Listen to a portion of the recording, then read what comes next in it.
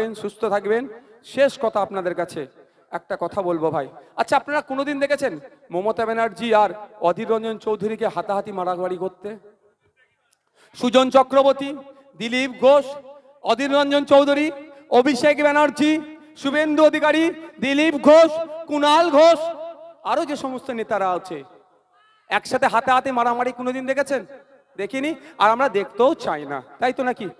কিন্তু আমরা দেখে দেখে অভ্যস্ত হয়ে গিয়েছি। আমাদের বুথে রহিম কাকা, আপনার শাহাবুদ্দিন চাচা, সনাতন কাকা, রাম কাকা, আরো যে সমস্ত আছে আমাদের বুথে, শুধু মারামারি করে মাথা ফাটিয়েছি, মারা গেছি, জেল খেটেছি। কেউ জেলে আছে আর কেউ কবরে গেছে, কেউ নালে শ্মশানে দেওয়া হয়েছে, তাই তো? আমি অনুরোধ আপনাদের করব, এই মারামারিটা বন্ধ করতে হবে। দাদা দিদিদের কথা শুনে তো মারামারিতে জড়িয়ে পড়লেন। দলুয়া খাকির কথা বুঝতে পেরেছেন তো? দলুয়া খাকিটা বুঝুন, যারা বাড়িতে আগুন লাগিয়েছিল তারা এখন কোথায়? যাদের বাড়ি আগুন লাগালো তারা ধ্বংস হলো। যারা আগুন লাগিয়েছে সবাই কিন্তু এখন অ্যারেস্ট হয়নি, কিন্তু লিস্টে নাম লেখা আছে। আগুন লাগানো মারাত্মক কেস, সহজে জামিন পাবে না, শাস্তি বহুত ভয়ঙ্কর। কিন্তু যারা অ্যারেস্ট হয়েছে তাদের খোঁজ নিয়ে দেখুন তো, তাদের বাড়িগুলো ধ্বংস হলো। বা ওই দিনকে তৃণমূলের উপপ্রধান না প্রধানকে গুলি করে মেরেছিল তো, সে যেই দলেরই হোক না কেন, তার বাড়িটাও ধ্বংস হলো। যারা খুন করলো তারাও ধ্বংস হলো। এই যে খুন খারাপির রাজনীতিতে ক্ষতি কারা হচ্ছে? বুথের লোকেরা হচ্ছে। সুজন চক্রবর্তীরও ক্ষতি হচ্ছে না, মোহাম্মদ সেলিমেরও ক্ষতি হচ্ছে না, অভিষেক ব্যানার্জিরও ক্ষতি হচ্ছে না, শুভেন্দু অধিকারীরও ক্ষতি হচ্ছে না, দিলীপ ঘোষেরও ক্ষতি হচ্ছে না, কুণাল ঘোষেরও ক্ষতি হচ্ছে না, অধীর রঞ্জন চৌধুরীরও ক্ষতি হচ্ছে না। ক্ষতি কার হচ্ছে? এই চটে বসে থাকা লোকের। আমি অনুরোধ করবো এই চটে বসে থাকা লোকেদেরকে, অনেক লড়াই করেছেন 75 বছর ধরে, আপনার দাদুরা তাদের দাদুদের হয়ে গুলামতি করেছে, মারামারি করে তাকে জিতিয়ে পার্লামেন্টে পাঠিয়েছে। আপনার বাবারা ওই দাদুর ছেলে অর্থাৎ তার বাবা তার ছেলেদেরকে তার ছেলেদের হয়ে লড়াই করে পার্লামেন্টে পাঠিয়েছে। এখন আপনাদের হাতে দায়িত্ব তুলে দিচ্ছে, তার ছেলেগুলোর হয়ে লড়াই করে পার্লামেন্টে যাবে। আর জয়নগরের লোকেরা সেন্ট্রাল জেলে থাকবে, বারাইপুর সেন্ট্রাল জেলে গিয়ে কেস খেয়ে জেলের মধ্যে থাকবে। আর নেতার ছেলে নেতা হবে, তার ছেলে নেতা হবে, তার পুতাও নেতা হবে। এটা হতে দেওয়া যাবে না ভাই। এটা আমি আপনাদের বক্তব্যে মারামারি বন্ধ করতে হবে। বলছে লড়াই লড়াই লড়াই চাই, লড়াই করে বাঁচতে চাই। ও শুনে যান ঠান্ডা ভাই। লড়াই কি মোহাম্মদ সেলিম সাহেব করে? এই করে? মমতা ব্যানার্জি লড়াই করে? শুভেন্দু অধিকারী লড়াই করে? অধীর বাবু লড়াই করে? লড়াইটা চটে থাকা বসে যারা বসে আছেন তারা লড়াই করছে। আর বাঁচছে কারা? সুজন চক্রবর্তী, মোহাম্মদ সেলিম, অধীর বাবু, অভিষেক বাবু, মমতা দিদি, এরা বাঁচছে। আর কারা শ্মশান কবরস্থানে যে মরছে? আপনার আমার বাড়ির সদস্যরা। তাই অনুরোধ করব, যার যে দল ভালো লাগবে করবেন। আমি আশা করব খামচিহ্নের ভোটকে ভোট দেবেন, না ভোট দিলেও আপনাদের প্রতি আমার কোনো অভিযোগ নাই। কিন্তু একটা অনুরোধ আপনাদেরকে, এটা মাথায় নিয়ে চলুন যে নেতাদের চক্রে পড়ে আপনি আপনার পাড়া প্রতিবেশীর যে সম্পর্ক নষ্ট করবেন না। ভোট আসবে, ভোট যাবে, নেতা আছে, নেতা যাবে, কিন্তু আপনি দীর্ঘ বছর ধরে দেশ স্বাধীনতার আগে থেকে ব্রিটিশদের বিরুদ্ধে লড়াই করেছিল আপনার কাকা আমার চাচা, আমার কাকা আপনার চাচা মিলে, সেই সম্পর্ক হয়ে আসছে। এই নেতাদেরকে শুধু পার্লামেন্টে পাঠানোর জন্য মারপিট হানাহানিতে আমরা জড়িয়ে পড়বো? একদম করবেন না, অনুরোধ করছি। দিনের শেষে প্রতিবেশী, এটা মাথায় রেখে রাজনীতি করবেন। একে অপরকে সম্মান দিয়ে রাজনীতি করবেন এবং ওপর নেতৃত্বকে দেখবেন তারা কি করছে, তাদের লড়াইটা দেখবেন।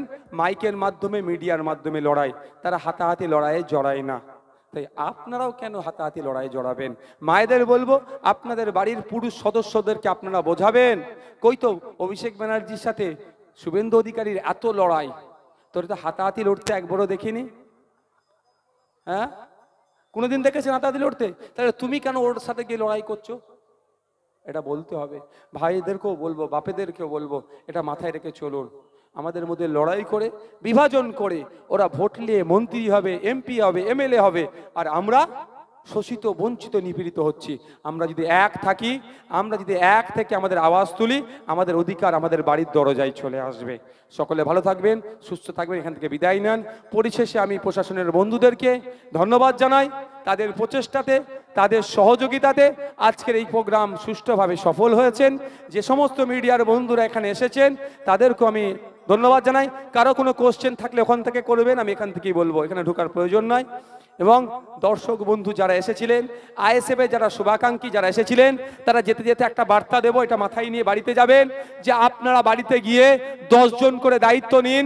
মায়েদেরকে বলবো, যেখানে পুকুর ঘাটে গিয়ে বা কলে গিয়ে যেখানে উঠা বসা করবেন, মহিলা সমাজ একসাথে বসে যেখানে গল্প গুজব করেন, বাপ ভাইরাও চায়ের দোকানে যেখানে গল্প গুজব করেন, একটাই কথা বলবেন, অনেকবার হয়েছে, অনেককে বিশ্বাস করেছি, অনেককে ভরসা করেছি, 17 বার অনেকের কথাই ভরসা করে আমরা পার্লামেন্টে পাঠালাম, আমাদের কথা কেউ রাখলো না, আমাদের কথা কেউ বললো না, আমাদের দুঃখের কথা কেউ শুনলো না। একবার নওশাদ সিদ্দিকী ভাইজানের কথাকে ভরসা করে মেঘনাদ বাবুর পক্ষে ভোট দিয়ে জুন মাসের 1 তারিখে খাম চিহ্নে ভোট দিয়ে একবার আমরা অন্তত টেস্ট করে দেখি মেঘনাদ বাবু মানুষের জন্য কতটা করবে, ইন্ডিয়ান সেকুলার ফ্রন্ট মানুষের জন্য কতটা সোচ্চার হয়, মানুষ আমাদের অধিকার কতটা পার্লামেন্টে বলে, সেটা আপনারা একবার দেখে নেবেন। আর একটা কথা, বছরে 5 কোটি টাকা পায় একটা এমপি লটের টাকা, 5 বছরে 25 কোটি টাকা। সেই 25 কোটি টাকা যেমন আপনাদের স্বার্থে খরচ করবে, কোনো কাটমানি সেখানে হবে না। সাথে সাথে আরো বেশি কি করে টাকা নিয়ে এসে এবং সুন্দরবনের ওই বাঁধ লাগোয়া এলাকাতে, যেটাতে মাটির বালির বস্তা দিয়ে বাঁধ নির্মাণ করে রেখেছে, ওটার পরিবর্তে কংক্রিটের বাঁধ নির্মাণ যাতে করা যায়। প্রতি বছরে ঝড় আসে, প্রাকৃতিক দুর্যোগ আসে, সেই বাঁধ ভেঙে গিয়ে রামের বাড়িতেও পানি ঢোকে, রহিমের বাড়িতেও পানি ঢোকে। কিন্তু দুঃখের বিষয়, সুকান্ত বাবুরা রাম রহিমকে আলাদা করে ভোটের ফায়দা নিতে চায়, মমতা ব্যানার্জিরা আমরা ওরা করে ভোটের ফায়দা নিতে চায়। কিন্তু যখন নোনা পানিটা রাম রহিমের বাড়িতে আসে, কোনো দাদা দিদি দেখা যায় না।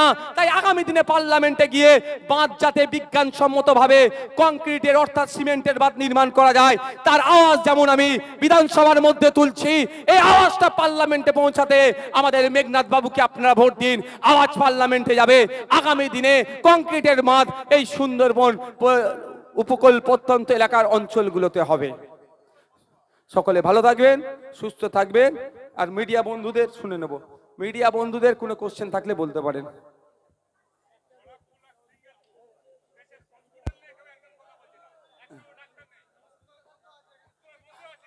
হসপিটালের হয়ে আওয়াজ তুলবো, হসপিটালে হয়ে পার্লামেন্টে আওয়াজ তুলবো, স্বাস্থ্যের জন্য কথা বলবো, নতুন শিক্ষা প্রতিষ্ঠান বাড়ানোর কথা বলবো।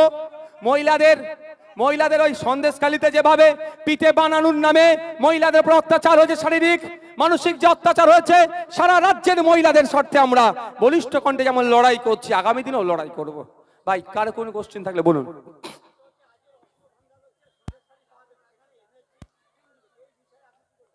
দেখুন, ন্যাশনাল সিকিউরিটি গার্ডের পক্ষ থেকে এসেছেন, ওখানে অস্ত্রের ভান্ডারে নাকি খোঁজ পাওয়া গিয়েছে।